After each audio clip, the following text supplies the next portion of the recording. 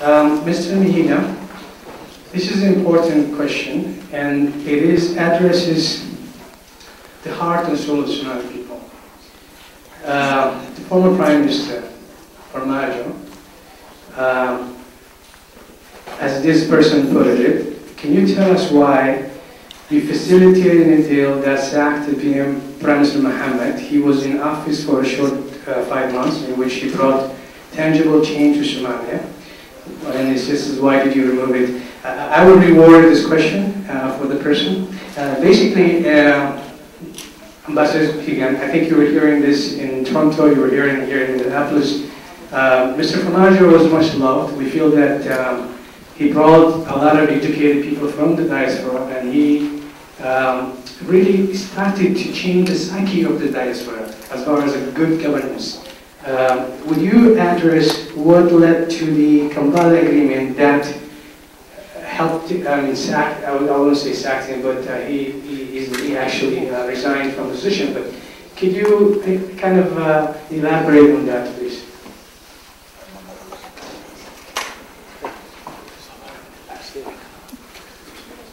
Prime Minister Farmajo, nicknames are popular things. If I go with Farmajo, I should give him the formal name. But Farmajo, really, he was my friend, and I hope he's still my friend. Because I would sit down with him, and we would discuss issues of governance and of politics. I was very happy. On the first budget, he was preparing an anti-corruption commission. He was supplementing payments of even parliamentarians. And in some times when the money was late to soldiers, although they are paid by the Americans, citizens, taxpayers, and the Italians, if they are late, he would. So he was a good manager.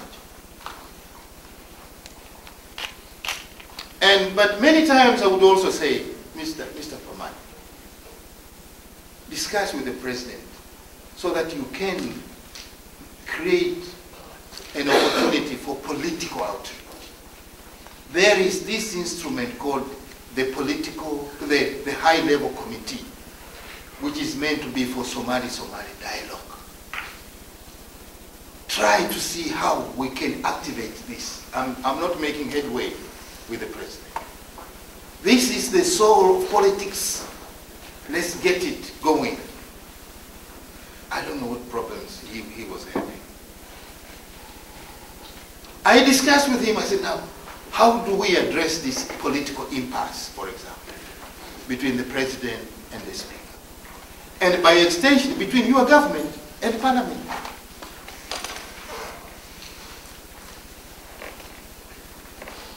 I'm not mincing words. I mean, one time he said, I think this parliament needs to be dismissed. So I realized he was not really. Then, about 3 or 4 times, we went to the Security Council together. And he gave some press conference. When I went back to Mogadishu, Parliament, they say, you know, we were insulted. We were told in a press conference by the Prime Minister that it's like this, we are that. Of course, I said, this is not being helpful in this tense situation. So while some managerial things were happening, honestly, the politics was static and deteriorating. I understand, in the discussion, in fact, this question you should ask the president and the speaker. In the discussion, it reached a point where I think President Museveni said, I see that maybe the Prime Minister doesn't have enough political experience. But parliamentarians, you can, if he has insulted you or you are not able to work with him, he can apologize. and get to work with him. Politics, you know, needs exposure and this. He may be a good, very good manager, but sometimes on the politics, it wasn't moving. And not only moving, we were going down the ditch. The most strategic placed person was the Prime Minister, who could have made a difference between these two institutions and between these two persons, between the government and Parliament. That didn't happen. And in the discussion between the two, it wasn't the Prime Minister as a Prime Minister, but the government he was heading as a government was failing to work with the Parliament, and hence the tension. And the honorable position of a Prime Minister could have been used to bridge that gap. It didn't happen. So in the discussions, it was found that maybe, even within the government, there could be somebody who could do it better or could try and could be acceptable on both ways. And it was agreed that maybe this one should step aside and try another one. Hopefully the atmosphere would improve.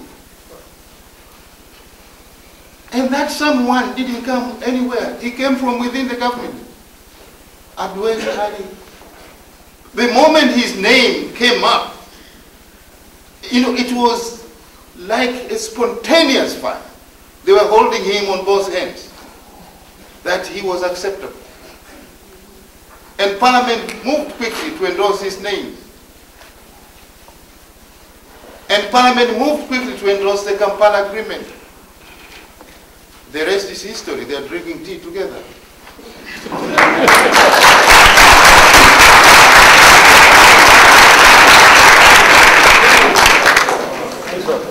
So he really, this is politics.